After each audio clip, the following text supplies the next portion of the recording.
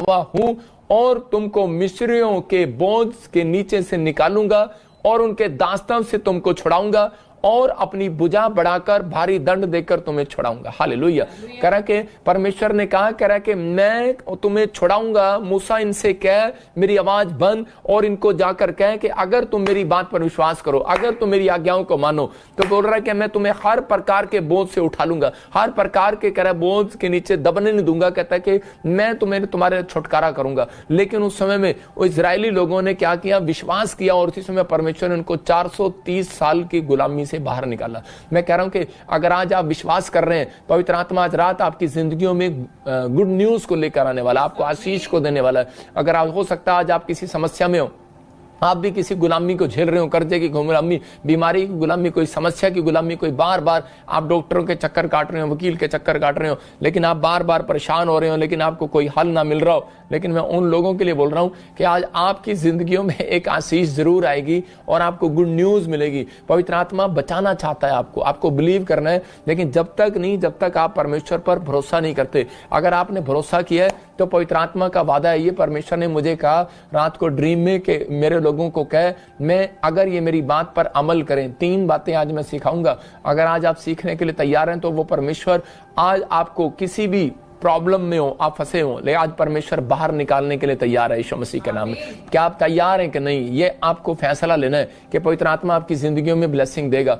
एक बार जब मैं प्रभु में आया नया तो उसी समय मैं बीमार पड़ गया। मैं आपको बताता हूं कि 6 महीने तक मैं बीमार पड़ा रहा। पास्टर नहीं था उस समय में, मैं सिर्फ एक आम विश्वासी था। मुझे किसी ने सुसमाचार सुनाया और मैं चर्च जाने लगा, और जैसे ही मैं चर्च जाने लगा तो मैं बीमार पड़ गया और मैं ऐसी प्रॉब्लम है, मेरे पेट की एक समस्या ऐसी होगी और मैं बार बार कभी किसी डॉक्टर को, कभी एंडोस्कोपी, कभी कौन सी स्कोपी, कभी कुछ 6 महीने तक मैं परेशान रहा। और उसी समय जब मैं इतना तकलीफ में रहा तो उसी समय मेरे अंदर से कराना निकलने लगा कि शायद परमेश्वर भी नहीं है, शायद वो भी मेरी सुनने वाला नहीं है। तो उसी समय मैं जब डरा हुआ था और घबराया हुआ था तो उसी समय एक आवाज मेरे कानों में आती है और मुझे नहीं पता, और उसी समय एक दर्शन में देखता हूं कि मैं लेटा कि एक स्वर्गदूत मुझे उठा रहा है और ऐसे से हिला रहा है जैसे बच्चे को हिलाते हैं। जब पैदा होता है बच्चा तो उसको माँ उसको झूले में छोड़ देती है। आपको पता है, माँ काम कर रही होती है घास में और वो झूले में बच्चा ऐसे कर रहा होता है। इसका मतलब क्या है? इसका मतलब माँ नहीं संभाल रही है, झूला संभाल रहा है तुम्हें। तो परमेश्वर ने मुझे कहा, कह रहा कोई नहीं है तेरा, क्योंकि मुझे घर से निकाल दिया गया था, मेरा कोई नहीं था। लेकिन उस समय में परमेश्वर ने मुझे कहा ये झूले की तरह, कह रहा है कि मैं तुझे झुला रहा हूं और मैं तुझे सुलाऊंगा, मैं तुझे बुलाऊंगा, मैं तेरी रक्षा करूंगा, मैं तुझे उठाऊंगा, मैं तुझे बनाऊंगा, मैं तुझे हर चीज कुमार की तरह। कहता है कि मैं तेरा कुमार हूं। और कुमार कह रहा क्या करता है, मिट्टी का जो बर्तन होता है उसको, मिट्टी के बर्तन को कह रहा कि खूब जो है वो उसको घुमाता है, पहले पूरा घुमाता है। हो सकता है आप प्रभु में आने के बाद पूरा घूम रहे हो, कभी कुछ हो रहा हो आपके जीवन में, लेकिन हिम्मत नहीं हारना। मैं कह रहा हूं कि याकूब को परमेश्वर ने खूब घुमाया, अब्राहम को खूब घुमाया, लेकिन एंड पॉइंट देखना है आपको। आप फिल्म देखते हैं लेकिन एंड कभी नहीं देखते कि उसका रिजल्ट क्या है। लेकिन अगर आपने कहानी पढ़ी है तो आपने कहानी पढ़ी है तो आप उस कहानी के अंदर देखना है कि उसका एंड क्या है। तो उसी समय परमेश्वर ने मुझे जो कहा और वो पूरा किया। मुझे दर्शन में बताया कि बेटे कि मैं तुझे ब्लेस करूंगा क्योंकि तू मेरा चुना हुआ है। और उसी समय परमेश्वर ने मुझे जब हिम्मत दिया तो मैंने वो 3 काम अपनी लाइफ में किए। मैंने प्रार्थना करना बंद नहीं किया। मैं कह रहा हूं कि लोग मुझे बोलने लगे, मेरे घर के बोलने लगे, जब मुझे कोई मिलता था कि तू चर्च जाता है लेकिन तेरे जीवन में मतलब कि अभी भी कोई चंगाई नहीं है, कोई प्रॉब्लम है और तू अभी भी परेशान है। लेकिन मैंने अपनी मजबूरियों में अपनी ईमानदारी को नहीं छोड़ा। पैसे नहीं होते थे लेकिन मैंने चोरी नहीं किया, मैं कहीं भागा नहीं। याकूब हो सकता था चोरी कर सकता था अपने मामा लोबान के यहाँ पर, लेकिन वो अपनी परिस्थितियों में याद रखता था परमेश्वर को कि नहीं, परमेश्वर मुझे देख रहा है। अगर आज आप ये बात याद रखेंगे परमेश्वर मुझे देख रहा है, तो कभी भी आप इस बात को अपने मुंह से कभी नहीं निकालेंगे कि शायद वो तेरी नहीं सुनेगा। मैं कह रहा हूं कितना भी कोई आपको खड्डे में गिरे, लेकिन आपको निकालने वाला, बचाने वाला आपके पास खड़ा है। याद रखना, परमेश्वर आपको बचाएगा और आपके लिए हर चीज का इंतजाम करेगा। उसके पास हर टाइम है, हर चीज है उसके पास, वो प्रोवाइड करेगा आपके लिए। लेकिन किन के लिए मैं बता रहा हूं कि मैंने वो 3 बातें अपने जीवन में सीखी। मैं ईमानदार रहा और मैं प्रार्थना करता रहा। मैं ईमानदारी का मतलब मैंने अपनी गवाही को खराब नहीं होने दिया और पवित्रताई में चलता रहा, परमेश्वर का भय मानता रहा। ये 3 चीजें आप लिख सकते हैं, किसकी सुनेगा परमेश्वर। तो उसी समय और पवित्र आत्मा ने मेरी ओर ध्यान लगाया और मैं ठीक हो गया। मैं सोच रहा था कि परमेश्वर ने मेरी ओर क्यों ध्यान लगाया, मैंने तो ऐसा कुछ भी नहीं किया। लेकिन मैं बता रहा हूं आपको, लिखा यहाँ पर 1 पत्रस 3 के 12 में क्यों लिखा? क्योंकि प्रभु की आंखें धर्मियों पर लगी रहती हैं। हालेलुया।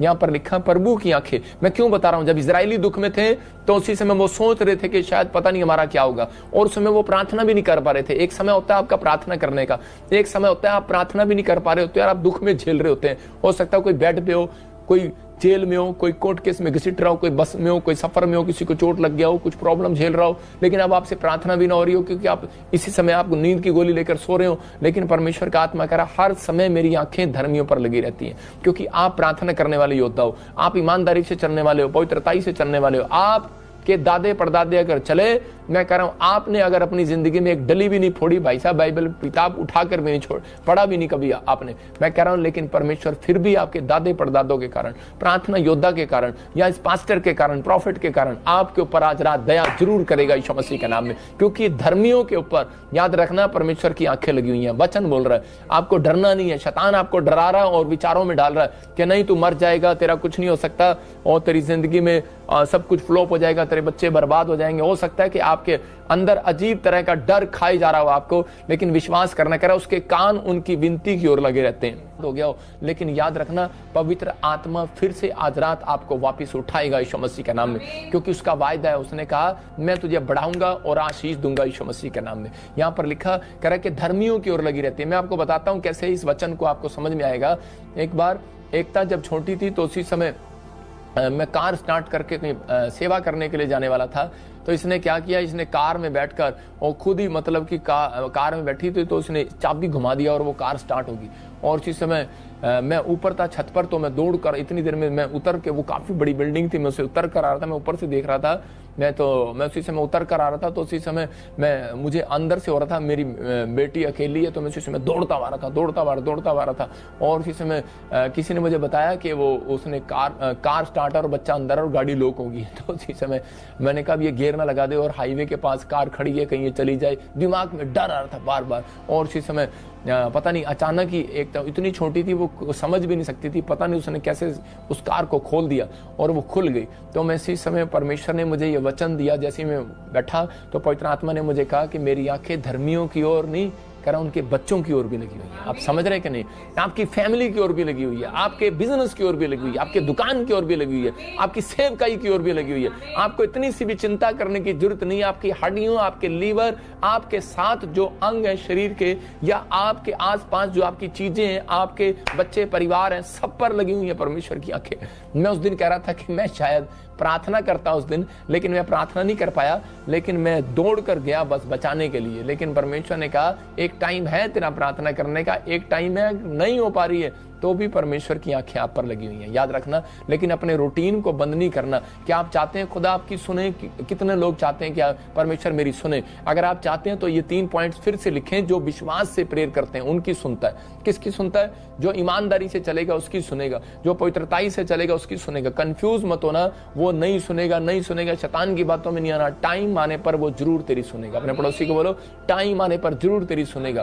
पहला पत्रस 5:6 में लिखा कह रहा कि दीनता के साथ परमेश्वर के बलवंत हाथ के नीचे आ जाओ। कह रहा कि उचित समय पर, राइट समय पर, कह रहा है कि वो तुम्हारी सुनेगा। हाँ पढ़ेंगे, देखो क्या लिखा इसमें, पहला पत्रस 5:6 में। परमेश्वर के बलवंत हाथ के नीचे हाँ, दीनता से रहो, हाँ, जिससे वह तुम्हें उचित समय पर बढ़ाए। हाँ देखो यहाँ पर क्लियर कह रहा है कि परमेश्वर के बलवंत हाथ के नीचे रहो, कि ताकि वो दीनता के साथ रहो, ताकि वो राइट टाइम आने पर वो तुम्हें बढ़ाए। हो सकता है कह रहा है कि आज आप सोच रहे हो कि शायद पता नहीं परमेश्वर ने मेरी जिंदगी में कुछ करेगा नहीं करेगा, मैं बिजनेसमैन बनूंगा, मेरा कैरियर का क्या होगा। बहुत सारे लोग चिंता करते हैं, लेकिन आपको ये अपने अंदर डालना है आज कि पवित्र आत्मा जी तू तेरी आंखें मेरी ओर लगी हुई है। अगर आप ये मुंह से निकालने लगो तो परमेश्वर की आंखें उसी समय, जब आप वचन को बोलते हैं तो परमेश्वर देखता है कि कौन मेरे वचन को बोल रहा है। और इस समय परमेश्वर की आंख कहाँ लगी हुई है? जहां पर लोग ऑनलाइन प्रचार में बैठे हैं, अपना सब काम छोड़कर बैठे हैं, इस समय परमेश्वर की आंखें आपकी ओर लगी हुई हैं। दाऊद दीन था और दीनता के साथ चलता था। दाऊद ने कभी घमंड नहीं किया।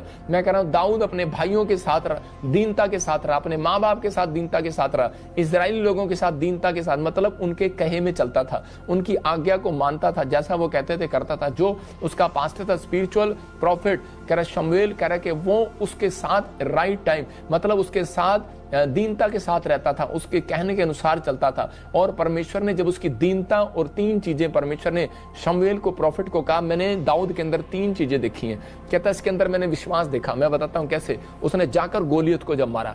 दूसरा कहता है कि ईमानदारी देखी। मैं कह रहा हूं कि उसने अपनी ईमानदारी को परमेश्वर को दिया, उसने परमेश्वर को कभी धोखा नहीं दिया। मैं तीसरा वो पवित्रताई से चला। उसके साथ कह रहा है कि वो सेना कह रहा बहुत सारे लोग जो हैं बहुत कुछ कर सकता था वो, लेकिन उस समय में वो शाऊल को मार सकता था, लेकिन उसने परमेश्वर के साथ वाचा बांधी थी, ईमानदारी किया उसने कि परमेश्वर मैं तेरे अभिषिक्त के ऊपर हाथ नहीं उठाऊंगा। याद रखना कि आज बहुत सारे लोग अभिषिक्तों को गाली देते हैं, मसीह लोगों की बुराई कर देते हैं आपस में, लेकिन परमेश्वर का आत्मा कह रहा है कि मैंने इसकी ईमानदारी को देखा। शमूएल जा इसके ऊपर ऑयल डाल, इसका अभिषेक कर और इसको मैं राजा बनाऊंगा। और उसी समय परमेश्वर ने इसकी दीनता के अनुसार राइट टाइम आने पर, देखो राइट टाइम क्या, उसके अंदर एक चाह थी कि मैं एक बहुत बड़ा आदमी बनूं, लेकिन वो हमेशा प्रार्थना करने वाला व्यक्ति था। और उसने अपने अंदर इस बात के लिए डाला हुआ था कि परमेश्वर जब मेरा टाइम आएगा तू मुझे बढ़ाना, लेकिन मुझे अपने भवन से दूर नहीं करना। भजन संहिता 100 में बोलता है कि परमेश्वर मैं तेरी मनोहरता को देखना चाहता हूं, मैं आनंद के साथ प्रवेश करना चाहता हूं। और उसने एक काम को चुना। अगर परमेश्वर आपके पास आकर पूछे तुम्हें क्या चाहिए, तुमको कि गवर्नमेंट जॉब चाहिए, इंजीनियर बनना है, फॉरेन जाना है, लेकिन उसने कहा, परमेश्वर ने जब उसे दर्शन दिया तो उसने कहा परमेश्वर यही कि मैं तेरे भवन में कह रहा गेट खोलने वाला बनूं, गेट कीपर बनूं। तो वो परमेश्वर के गेट को खोलने के लिए तैयार रहता था, वहां की सफाई करने के लिए तैयार रहता था। और जब इतनी दीनता परमेश्वर ने उसकी देखी तो उसको कहा मैं इसको राजा बनाऊंगा। याद रखना कि बहुत सारे लोग जो हैं उनके अंदर जल्दबाजी रहती है। एक बार एक मेरे वॉलंटियर आके कहने लगा कि मैं पास्टर जी मुझे पास्टर बना दो। मैंने कहा अच्छा तुझे आज ही पास्टर बना दो, लेकिन परमेश्वर मैंने कहा कि राइट टाइम आएगा, लेकिन वो मुझे छोड़कर चला गया, पछताता होगा वो। लेकिन पवित्र आत्मा आज रात आपको बताना चाहता है कि एक राइट टाइम आएगा। मैंने कहा बेटे एक राइट टाइम आएगा और आपकी जिंदगियों में परमेश्वर जो आपको बनना चाहता है वो बनाएगा, लेकिन एक राइट टाइम है। उसके लिए आपको दीनता के साथ चलना है परमेश्वर के साथ, और वो आपके लिए हर एक रास्ते को सुनेगा। कह रहा है कि मेरी नहीं सुनता तो वो सुनेगा। मैं आपको वैसे एग्जाम्पल दे रहा हूं। और एक बार एकता ने मुझे कहा जब छोटी थी तो मेरी बेटी ने कि मुझे चाबी दे दो कार की, मुझे चलानी है। मैंने कहा नहीं अभी तक राइट टाइम नहीं आया। आप समझ रहे हैं, आज वो 11-12 साल की होगी, अभी भी उसका राइट टाइम नहीं आया। तो मैं अपने बच्चों को ऐसे नहीं दे सकता, क्योंकि आप समझदार हैं। तो आपका राइट टाइम अगर परमेश्वर को पसंद है या नहीं है मुझे नहीं पता, लेकिन जब पवित्र आत्मा को लगेगा तो वो आपको उसी समय वो खड़ा करेगा और आशीष देगा। लेकिन एक याद रखना, राइट टाइम आता नहीं है, उसको लाना पड़ता है, आपको लाना है। मैंने ये 3 सीक्रेट आपको बताए। अपनी जिंदगी के अंदर प्रार्थना को नहीं छोड़ना, और कह रहा है कि ईमानदारी के साथ चलते रहना, अपनी गवाही को खराब नहीं होने देना, और पवित्रताई से चलना। कहता है कि अगर आप ऐसा कर रहे हैं, मैं कह रहा हूं आज रात परमेश्वर आपकी जिंदगियों में कुछ नया करने के लिए जा रहा है और अद्भुत करने के लिए जा रहा है। आज भी लोग दुख पर दुख उठा रहे हैं, लेकिन प्रभु की सुन नहीं रहे हैं, क्योंकि उनके अंदर प्रेयर लाइफ नहीं है। उनके अंदर कह रहा उनकी लाइफ में प्रेयर कम है। अगर आज आप 1 घंटा प्रार्थना करते हैं, याद रखना इस हफ्ते के बाद रिजल्ट जरूर मिलेगा यीशु मसीह के नाम में। रोटियां डबल कराना चाहती थी। आज बहुत सारे लोग जो है रोटियां डबल कराना चाहते हैं। बाइबल से बताता हूं कि एक जगह रूत के चैप्टर में जब हम पढ़ते हैं तो एक नाओमी नाम की औरत थी, और वो बेहतलेम को छोड़कर वहां पर मोआब देश में चली जाती है। मतलब बेहतलेम का मतलब रोटियों का घर, दया का घर।